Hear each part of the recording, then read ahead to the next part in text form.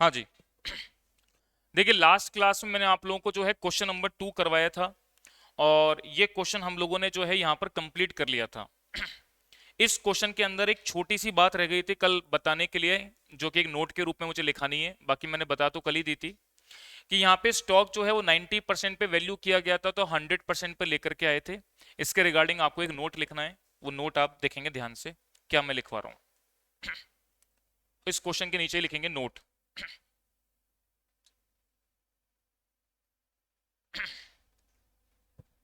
लिखेगा as per accounting standard 2। कौन सा है? Valuation of inventory. Valuation of inventory as per accounting standard 2, valuation of inventory, closing stock, closing stock are always valued on valued at cost or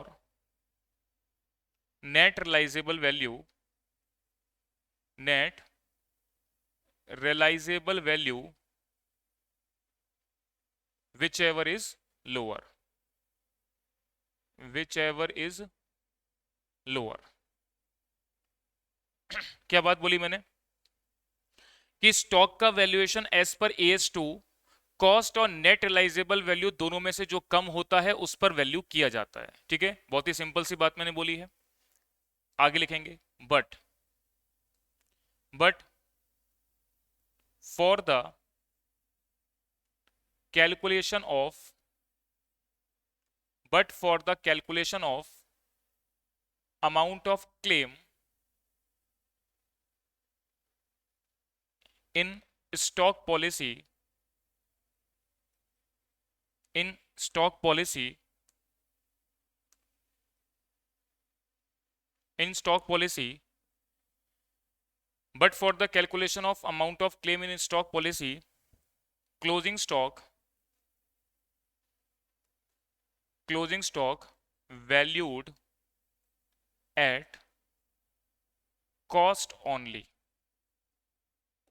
बस इतनी सी बात आप note कर लेंगे। तो अगर स्टॉक का वैल्यूएशन 90% पर है या 110% पर है, अभी आगे भी क्वेश्चन आएंगे आपके पास, तो आपको उसके ऑन कॉस्ट पे ला करके उसको वैल्यू करना है। ठीक है, चलिए यहां तक की बात नोट हो गई सभी की। चलिए अब आगे बढ़ेंगे। अब देखिए मैं नेक्स्ट क्वेश्चन नंबर पे आ रहा हूं। क्वेश्चन नंबर है 3, जो कि CMA इंस्टीट्यूट के स्टडी मटेरियल का क्वेश्चन नंबर 27 है।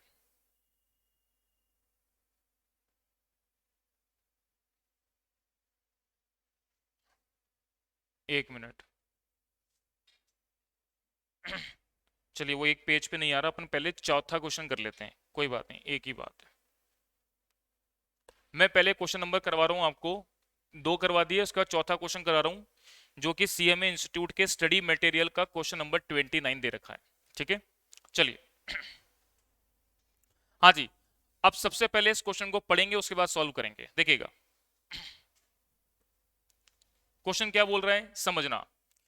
X Limited has taken out a fire policy of rupees 1,60,000 covering its stock। X Limited ने जो पॉलिसी इंश्योरेंस कंपनी से खरीद रखी है वो पॉलिसी अमाउंट 1,60,000 रुपए का दे रखा है। अब fire occurred on 31 March 2013, the following particulars are available. Stock as on 31 December 2012 60,000 रुपए का दे रखा है। Purchase to the date of fire 2,60,000। Sales to the date of fire 1,80,000। Carriage inward दे रखा है 1,600 रुपए का। Commission on purchase to be paid है 2%। Gross profit ratio 50% on cost दे रखा है, सेल्स नहीं है। ठीक है, कैसे करेंगे अभी पता लग जाएगा। इसके बाद आगे बोल रहा है you are asked to ascertain, पहला सवाल टोटल लॉस ऑफ स्टॉक कितना हुआ ये निकालो। दूसरा सवाल amount of claim to be made against the insurance company assuming that the policy was subject to average clause and stock salvage amount to be rupees 41,360। ये question आपको दे रखा है। देखिए इस क्वेश्चन के अंदर अगर मैं बात करूं तो बिजनेस के अंदर आग कब लग रही है, 31 मार्च 2013 को लग रही है, ठीक है। और स्टॉक एज ऑन 31 दिसंबर 2012 दे रखा है। इसका मतलब फाइनेंशियल ईयर आपका 1 जनवरी को शुरू हुआ है, 31 दिसंबर को खत्म हुआ है। तो ये तो आपको पिछले साल का क्लोजिंग मतलब करंट ईयर का ओपनिंग स्टॉक बन जाएगा। अच्छा, आग कब लग रही है, 31 मार्च 2013 को। तो करंट फाइनेंशियल ईयर में बिजनेस कितने टाइम के लिए रन हुआ है, केवल 3 महीने के लिए, जनवरी फरवरी एंड मार्च। आपको up to the date of fire तक की परचेज सेल्स कैरेज इनवर्ट दे रखा है। अच्छा, कैरेज इनवर्ट के टाइम पे दो बार बता देता हूं, कैरेज इनवर्ट और आउटवर्ट क्या होता है। कैरेज इनवर्ट का मतलब जब भी कोई रॉ मटेरियल हम अपनी फैक्ट्री के अंदर लेकर के आते हैं प्रोडक्शन पर्पस के लिए, तो जो भी प्रोडक्शन से रिलेटेड खर्चे होते हैं वो सारे कहां जाते हैं, ट्रेडिंग अकाउंट में जाते हैं। तो कैरेज इनवर्ट क्या कहलाता है, जब रॉ मटेरियल हम परचेस करके फैक्ट्री तक लेके आते हैं वो कैरेज इनवर्ट कहलाता है। तो कैरेज इनवर्ट किसका पार्ट हो गया, ट्रेडिंग का पार्ट हो गया। जैसे ही फैक्ट्री के अंदर मैन्युफैक्चरिंग हो जाती है तो फिर ये बिकने के लिए जाता है। जैसे ही वो फैक्ट्री से बाहर निकलता है वो ट्रेडिंग अकाउंट में खर्चा नहीं आएगा। माल फैक्ट्री से बाहर निकलते ही जो भी खर्चे जाएंगे वो सारे कहां जाएंगे, पीएनएल में जाएंगे। तो कैरेज आउटवर्ड हो गया, माल निकलने के बाद का फ्रेट हो गया, या कोई भी प्रकार का खर्चा जो है वो पीएनएल में जाएगा। तो कैरेज इनवर्ड जो है वो ट्रेडिंग का पार्ट है, कैरेज आउटवर्ड जो है वो पीएनएल का पार्ट है। ध्यान से एक एक शब्द को यहां पर अंडरस्टैंड करना है।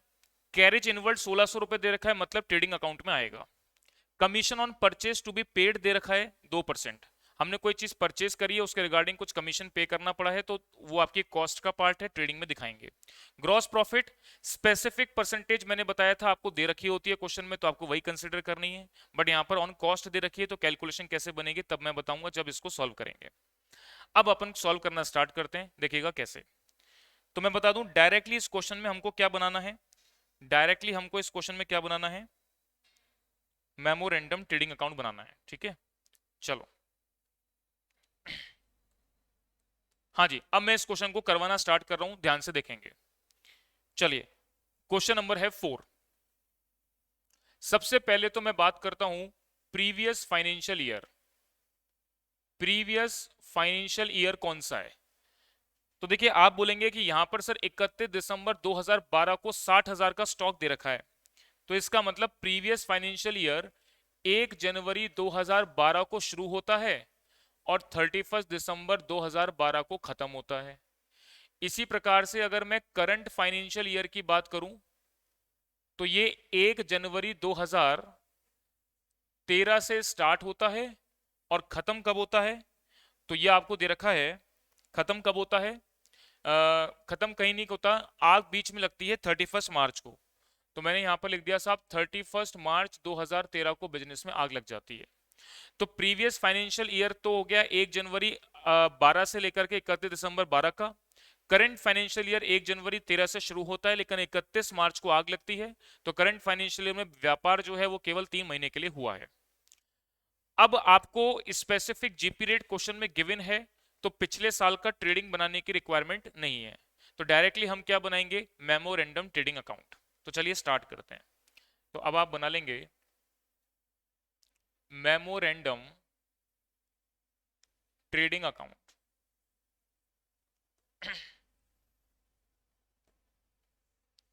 देखेंगे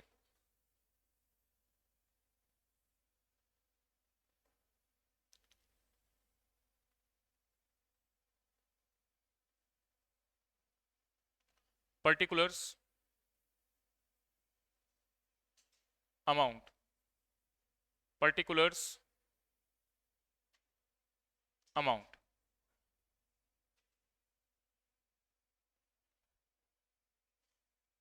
हाँ जी, सबसे पहले मैं बात कर रहा हूं किसकी, ओपनिंग स्टॉक की।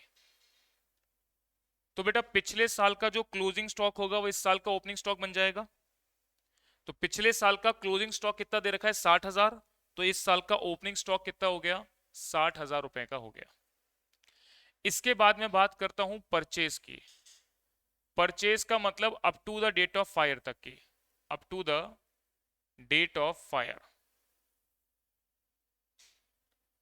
3 महीने व्यापार हुआ है तो 3 महीने up to the date of fire. Purchase to the date of fire कितनी है, 2,60,000 और सेल आपको दे रखी है 1,80,000। तो 2,60,000 की तो परचेज दे रखी है, और बाय सेल्स, सेल्स आपको कितनी दे रखी है? 1,80,000। कोई दिक्कत नहीं है, बिल्कुल आसान बात बोली है मैंने। चलिए नेक्स्ट आगे बढ़ते हैं। अब देखिए आगे बोल रहा है कैरेज इनवर्ड है 1,600 रुपए का, तो मैंने कैरेज इनवर्ड यहां पर दिखा दिया, to carriage inward. Carriage inward का अमाउंट हो गया 1,600 रुपए का। आगे बढ़ते हैं। Commission on purchase to be paid 2%, तो कमीशन 2% परचेज पर पे की जाती है, तो मैंने लिख दिया टू कमीशन। तो कमीशन की कैलकुलेशन कैसे बनेगी? परचेज कितनी है? 2,60,000, और उसका हमको कितना निकालना है? 2%। बताओ कितना? 50, 200, 5,200 रुपये आ रहा है। ठीक है, चलिए नेक्स्ट आगे बढ़ेंगे। अब ग्रॉस प्रॉफिट दे रखा है 50%, ग्रॉस प्रॉफिट रेशियो दे रखा है 50% ऑन कॉस्ट। चलिए इसको कैसे करेंगे, इसको समझते हैं। हाँ जी, यहां तक की बात नोट हो गई सभी की? सभी को मेरी बातें क्लियर होनी चाहिए। अब देखिएगा, बहुत ही सिंपल सी बात मैं आपको बता रहा हूं। देखिए मान लीजिए सपोज मैंने बोला साहब कॉस्ट है ना मेरी 100 रुपए की है, ग्रॉस प्रॉफिट का जो परसेंटेज आपको दे रखा है 50% ऑन कॉस्ट दे रखा है, तो मैंने कॉस्ट 100 रुपए मान ली, तो कॉस्ट पर 50% प्रॉफिट ऐड करूंगा, तो प्रॉफिट क्या है? कॉस्ट पर है, सेलिंग प्राइस पर नहीं है। तो कॉस्ट पर 50% प्रॉफिट यानी 100 का 50% 50 रुपए, तो सेल्स कितने की आ जाएगी? सेल्स आ जाएगी 150 रुपए की आ जाएगी। कितनी सिंपल बात बोली मैंने, सेल्स कितने की आ गई? 150 रुपए की। अब देखो बड़ी सिंपल सी बात, सेल वैल्यू कितनी दे रखी है? 1,00,000, तो 150 रुपए के बराबर वैल्यू जो सेल्स की है वो कितने की है? 1,60,000 है, 1,80,000, 1,80,000 है।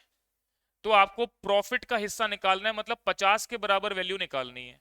तो कैसे निकालोगे? 1,80,000 डिवाइडेड बाय 150 मल्टीप्लाई 50, तो ये आपके पास ग्रॉस प्रॉफिट आ जाएगा। कितना आ रहा है? 60,000। ये 60,000 रुपये अमाउंट आ जाएगा।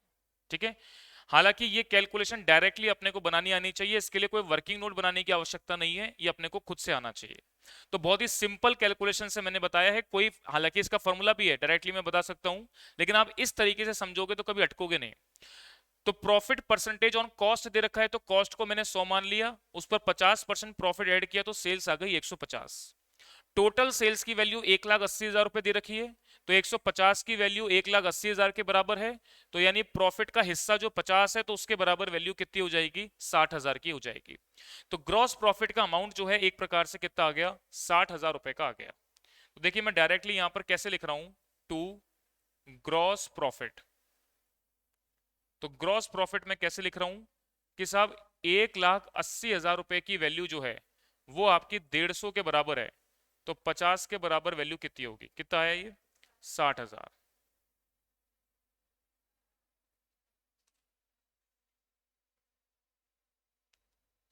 अब जो है आप बैलेंसिंग फिगर से क्या निकाल लेंगे? Closing stock. अब आप बैलेंसिंग फिगर से क्या निकाल लेंगे? Closing stock. बताओ कितना आ रहा है? 1,40,800। चलिए 2,08,000 आ रहा है। कितना आ रहा है भाई? 2,06,800। 2,06,800 टोटल कितना हो गया? 3,00,000।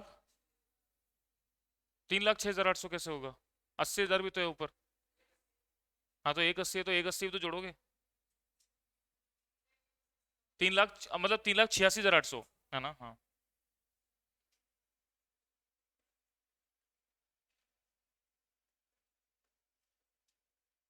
हर्षवर्धन आ गया क्या आपका? 2,06,800। चलो, तो ये क्लोजिंग स्टॉक निकाल लिया। हाँ जी, अब मैं आगे बढ़ रहा हूं। अब पहला सवाल आपसे क्या पूछा गया है? पहला सवाल आपसे क्या पूछा गया है कि आपको लॉस ऑफ स्टॉक निकालना है। तो तो लॉस ऑफ स्टॉक कैसे निकालोगे? कितनी estimated value of closing stock बचा है, उसमें से कितना स्टॉक हमने जलने से बचा लिया, माइनस कर दोगे तो लॉस ऑफ स्टॉक आ जाएगा। तो चलिए, साल्वेज स्टॉक दे रखा है 41,360 रुपए। तो अब आप इसके लिए एक स्टेटमेंट बना लो, कैलकुलेशन ऑफ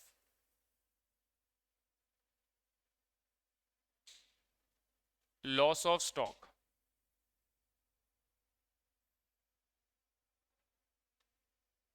हाँ जी,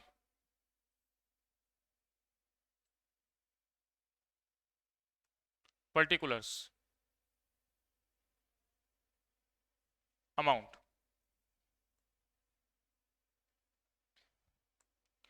तो मैंने लिखा, देखिए, estimated value of closing stock कितना आया अभी? 2,06,800। इसमें से आप माइनस कर देंगे क्या? Stock salvage. कितना था? 41,360। दिखा देता हूं मैं आपको, 41,360 स्टॉक साल्वेज की वैल्यू दे रखी है।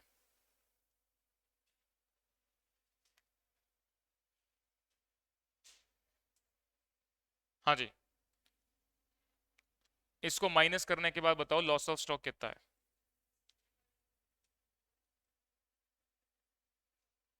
बोलो। 1,65,440। ये आपका लॉस ऑफ स्टॉक आ गया। तो पहले सवाल का आंसर 1,65,440 रुपए लॉस ऑफ स्टॉक आपका आंसर आ गया है। बिल्कुल ठीक जतिन। हाँ जी, इसको नोट कर लेंगे यहां तक की बात।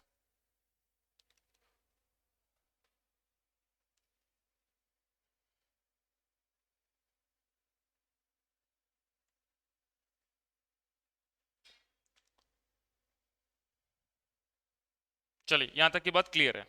अब आगे की बात करते हैं। सेकंड पार्ट क्या पूछ रहा है? अमाउंट ऑफ क्लेम निकालना है।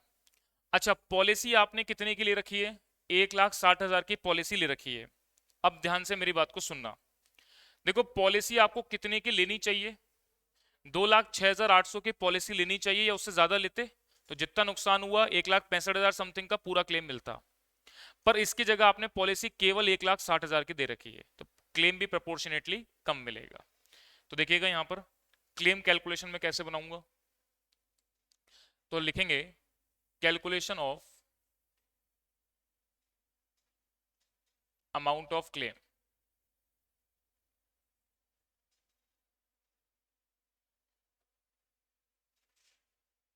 तो लिखेंगे there is policy amount is less than the estimated value of closing stock, less than the estimated value of closing stock, so average clause will be applicable, will be applicable। आपने जो policy है applicable, will be applicable, आपने जो policy है वो estimated value of closing stock से कम ले रखी है, तो एवरेज क्लॉज आपका लग जाएगा। चलिए, अमाउंट ऑफ क्लेम की बात करते हैं।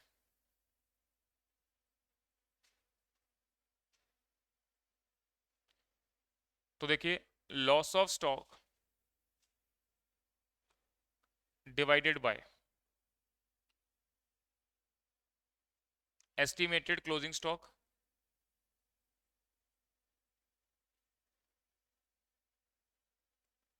Multiply policy amount. नुकसान कितने का हुआ है? 1,65,440 का। पॉलिसी कितने की लेनी चाहिए थी? 2,06,840, 800, 2,06,800। ये estimated value of closing stock बचा हुआ है आपके पास, जो आपने मेमोरेंडम ट्रेडिंग अकाउंट के बैलेंसिंग फिगर से निकाला है।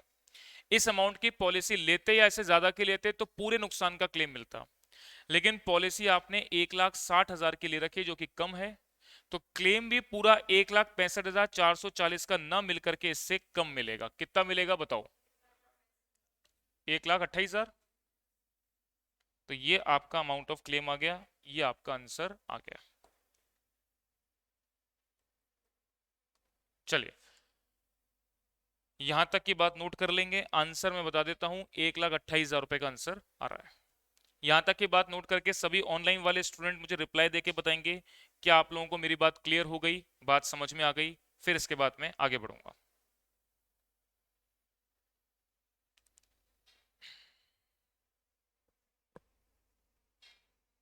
सभी लोग रिप्लाई करके बताएं नोट करने के बाद।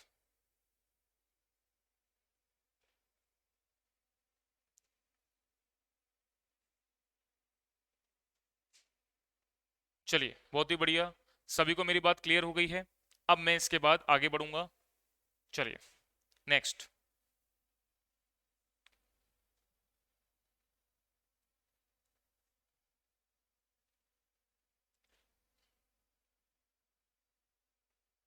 चलिए ये क्वेश्चन करते हैं।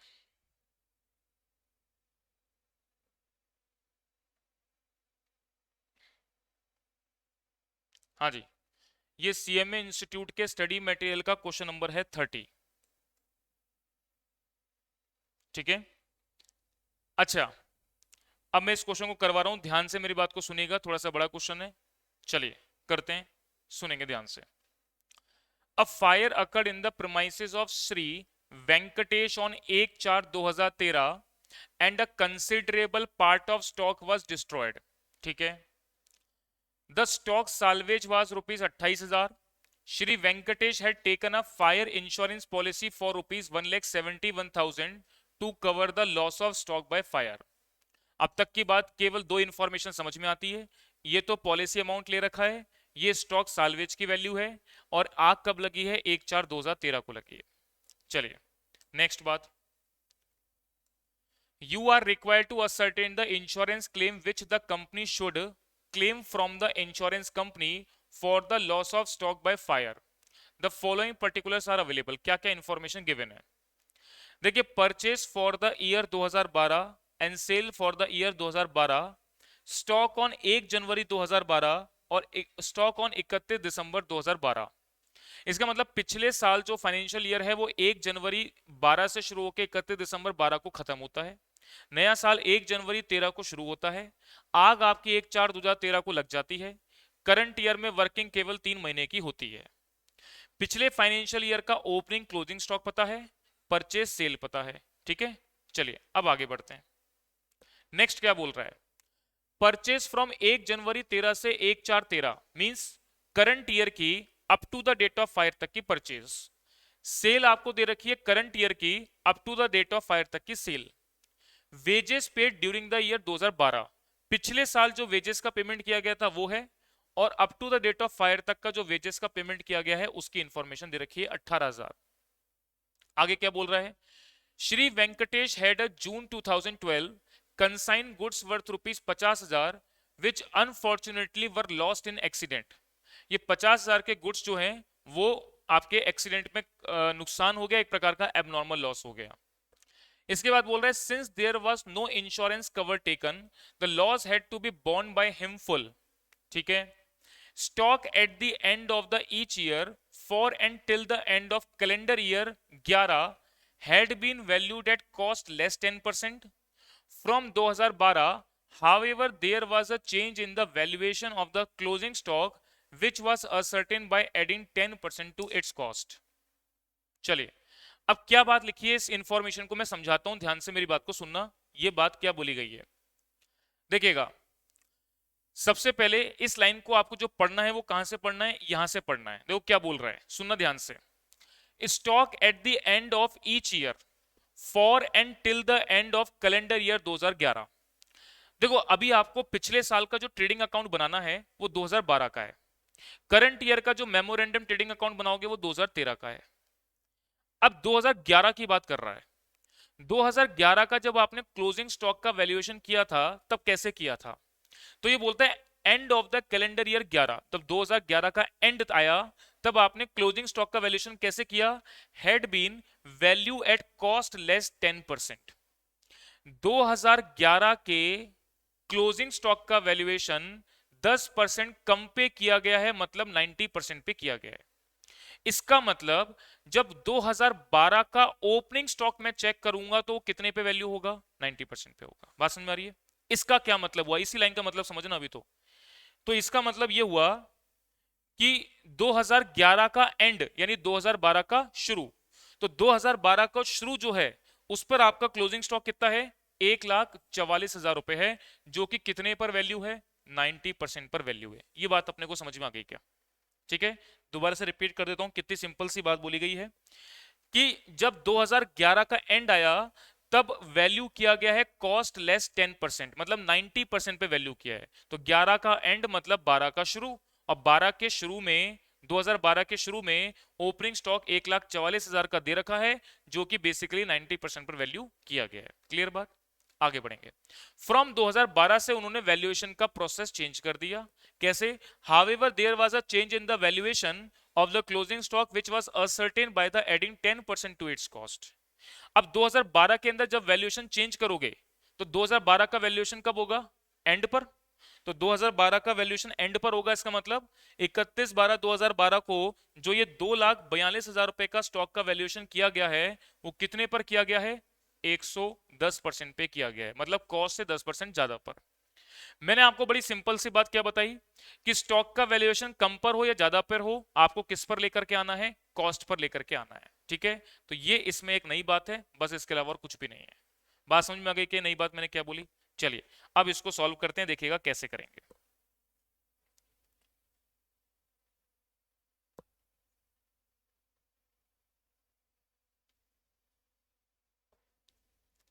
चलिए मैं इस क्वेश्चन को बनवा रहा हूं, सब बातें समझ में आ जाएंगी। क्वेश्चन नंबर है 5। देखिएगा, सब बातें मैं समझा रहा हूं, सब बातें समझ में आ जाएंगी, मेरे साथ साथ करना स्टार्ट करो, सब बातें क्लियर हो जाएंगी। सबसे पहले हम 2012 का बनाएंगे एक्चुअल ट्रेडिंग अकाउंट, जहां से हम एक्चुअल जीपी रेट की कैलकुलेशन करेंगे। ठीक है, चलो सबसे पहले हम बनाते हैं एक्चुअल ट्रेडिंग अकाउंट। तो पहले तो आप लिखेंगे क्या? Previous financial year.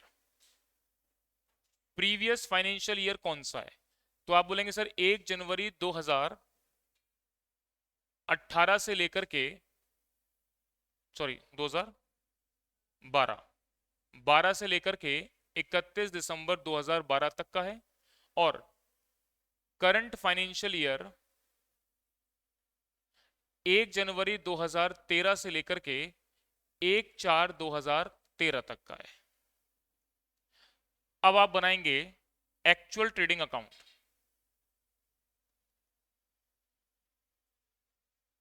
Actual trading account कब बनाएंगे? एज ऑन 31 दिसंबर 2012 का, जहां से आप एक्चुअल क्या निकालेंगे? GP rate.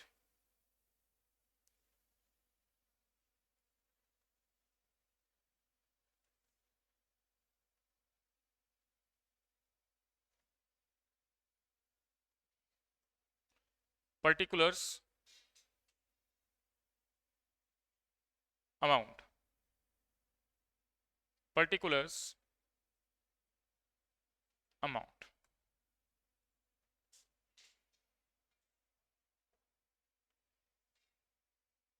चलिए शुरू करते हैं, देखिएगा मेरी बात को ध्यान से सुनेंगे। सबसे पहले टू ओपनिंग स्टॉक।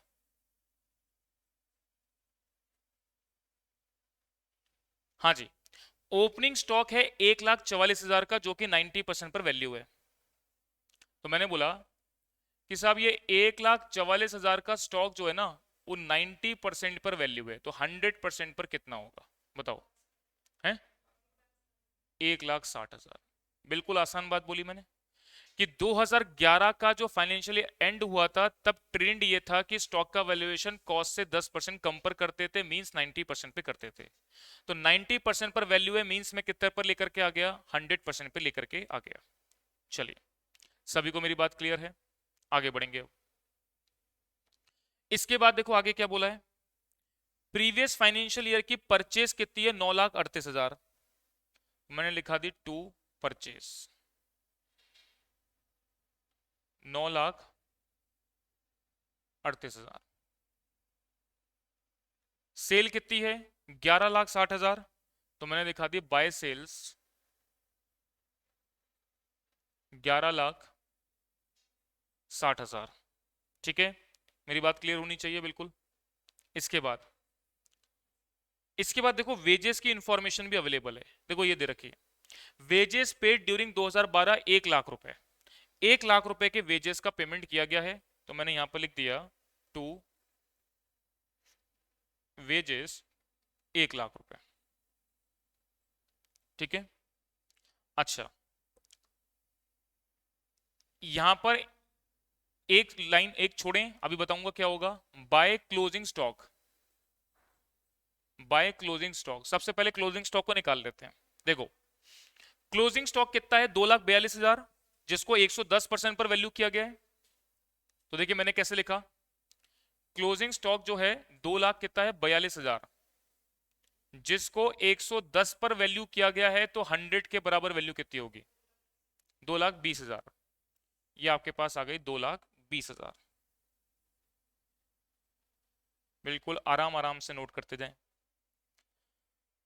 तो करंट फाइनेंशियल ईयर से, सॉरी 2012 फाइनेंशियल ईयर से स्टॉक का वैल्यूएशन चेंज होकर के कॉस्ट से 10% ऊपर किया जाने लगा। मींस ये 2,42,000 की वैल्यू 110% के बराबर है, तो मैं 100 पर लेकर के आ गया, कितना हो गया? 2,20,000 रुपए का अमाउंट हो गया। क्लियर है मेरी बात? चलिए नेक्स्ट, इसके बाद देखिएगा आगे और क्या बोल रहा है। अब देखो एक छोटी सी बात क्या बोली गई है कि वेंकटेश ने जून 2012 में एक गुड्स कंसाइन किया था 50,000 रुपए का, जो कि एक्सीडेंट के अंदर नुकसान हो गया। एक्सीडेंट के अंदर नुकसान हो गया, इसका मतलब क्या कि क्लोजिंग स्टॉक में उसकी कैलकुलेशन शामिल नहीं होगी, तो मैं उस लॉस को आप अलग से दिखाऊंगा। तो यहां पर मैंने लिख दिया बाय लॉस,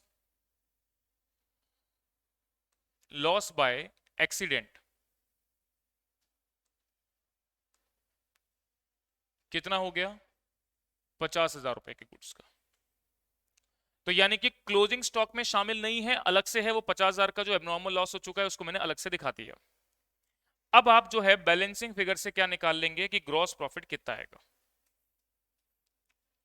बताओ। टू ग्रॉस प्रॉफिट, ये कैसे आएगा? बैलेंसिंग फिगर से। बताओ कितना आ रहा है?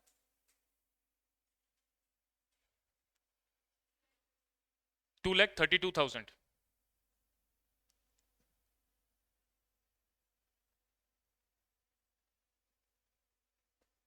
चले, बाकी सारी इंफॉर्मेशन हो गई, कुछ रह तो नहीं गई?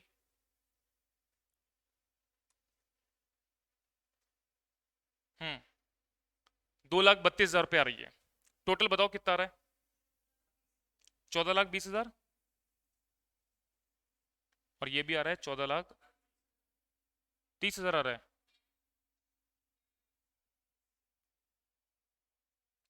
हाँ जी। अब आप क्या निकाल लेंगे? रेट ऑफ ग्रॉस प्रॉफिट,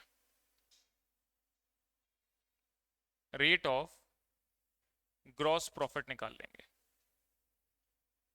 कैसे निकालोगे? Gross profit divided by sales multiply 100। Gross profit कितना है? 2,32,000। सेल्स कितनी है? 11,60,000।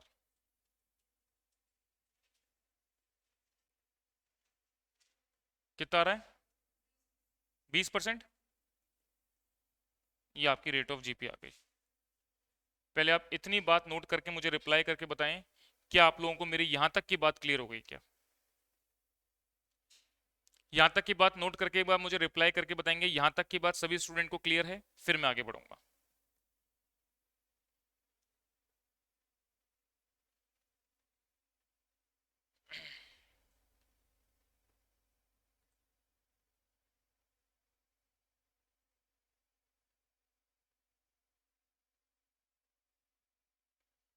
चलिए, सभी स्टूडेंट को मेरी यहां तक की बात क्लियर हो गई। अब मैं आगे बढ़ रहा हूं नेक्स्ट पार्ट पर। अब आप क्या बनाएंगे? करंट फाइनेंशियल ईयर का मेमोरेंडम ट्रेडिंग अकाउंट। सभी को क्लियर है? चलिए, अब मैं बना रहा हूं मेमोरेंडम ट्रेडिंग अकाउंट।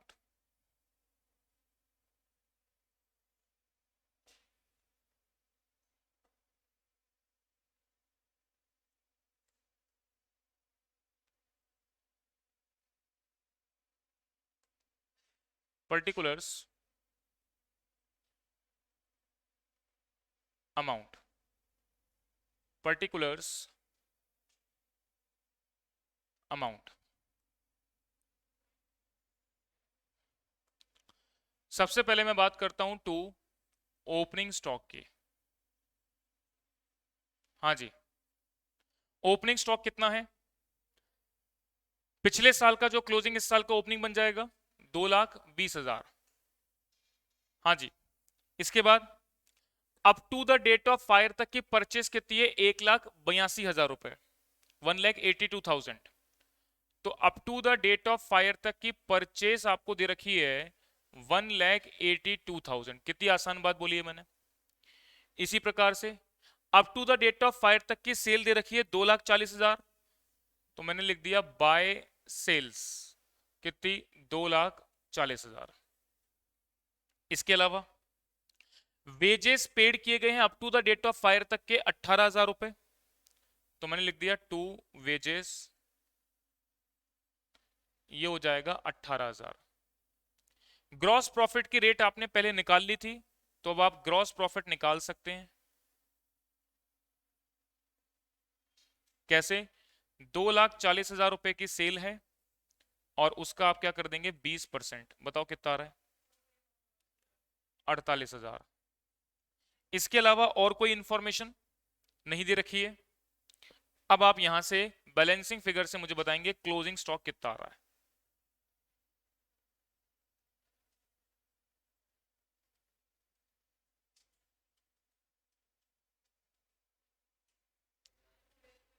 दो लाख 28,000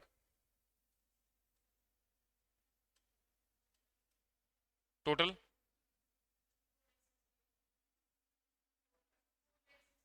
सॉरी, 4,68,000।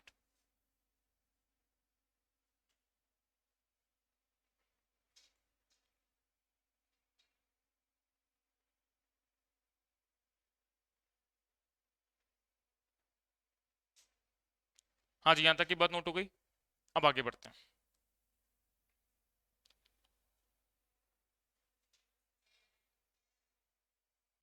अब मैं बनाऊंगा calculation of loss of stock.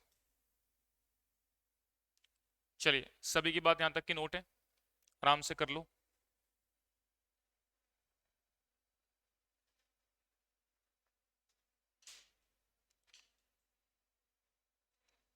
Calculation of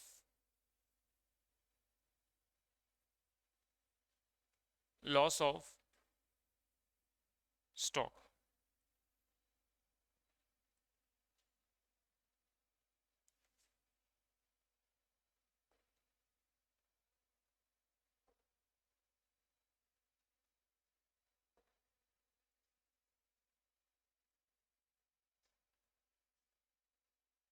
particulars amount. हाँ जी, डायरेक्टली लिख रहा हूं मैं क्लोजिंग स्टॉक। वैसे यहां पर लिखता हूं मैं क्या? Estimated value of closing stock कितना आया था? 2,28,000। इसमें से लेस करोगे आप क्या? Stock salvage. सवाल में देखते हैं। स्टॉक साल्वेज दे रखा है 28,000 रुपए, जलने से बचा लिया, तो लॉस ऑफ स्टॉक कितना हो गया? 2 लाख का। ये आपके पास क्या आ गया? Loss of stock. बिल्कुल आसान बात है, कोई भी समस्या नहीं है। अब आप कैलकुलेशन करेंगे अमाउंट ऑफ क्लेम की। क्लेम की कैलकुलेशन के लिए आप क्या देख चेक करेंगे कि पॉलिसी कितने की लेनी चाहिए 2,28,000 के बराबर लेनी चाहिए। ले कितने की रखी है आपने? तो आपने पॉलिसी ले कितने की रखी है? 1,71,000 की। कम के लिए रखी है। 2,28,000 की estimated value of closing stock के बराबर लेनी चाहिए, ले रखी है 1,71,000, कम के लिए रखी है, क्लेम भी कम मिलेगा। चलिए आ जाएंगे अब अमाउंट ऑफ क्लेम।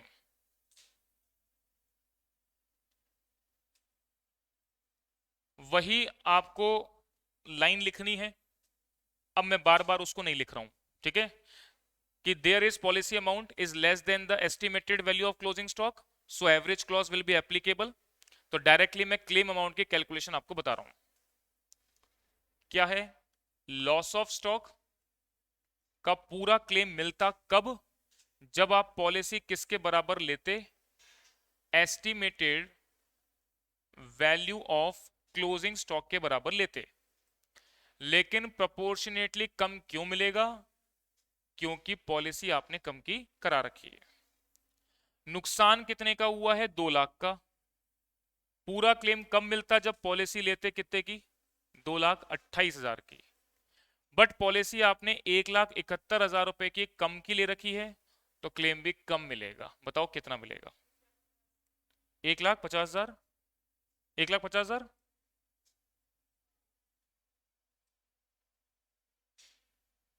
चेक कर लेंगे। 1,50,000 ठीक है। चलिए आप आंसर चेक कर सकते हैं, मैंने आंसर भी लिखे हुए हैं नोट्स में। लॉस ऑफ स्टॉक कितना है और अमाउंट ऑफ क्लेम कितना है। तो चलिए ये हो गया आपका कंप्लीट क्वेश्चन।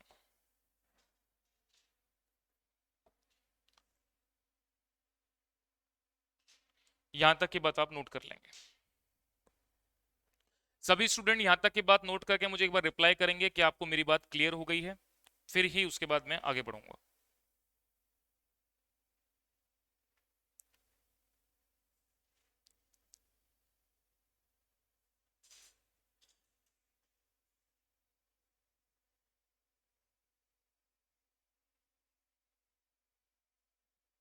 आराम से नोट कर लो, नोट करने के बाद रिप्लाई करेंगे।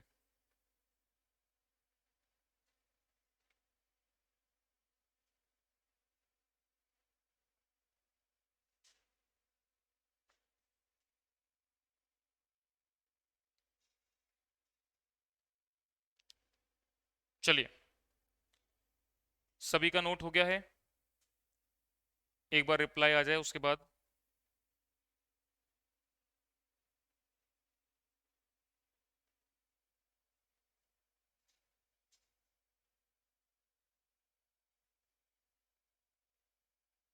ओके चलिए, यहां तक का जो भी कंटेंट मैंने आज की क्लास में पढ़ाया, 2 क्वेश्चन आपको कराए, सभी को बात क्लियर है?